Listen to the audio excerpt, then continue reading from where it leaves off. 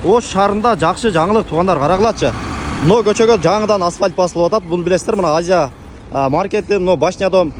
Ушул жактан баштап привокзальный темир жолго чейин мындай кайрып асфальт басып атат экен азыр. Бул жактын жолу жабык туугандар.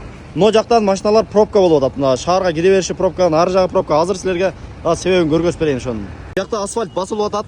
Мына жакта жол жабык. Карасаңар, мына жерде эки полоса бар да, бияка бирөө. Мисалы мына жакка келгендер мындайдан келип туруп, бияка өтүшүңөр керек эле. Бирок силердин жолуңар жабык, айдоочулар.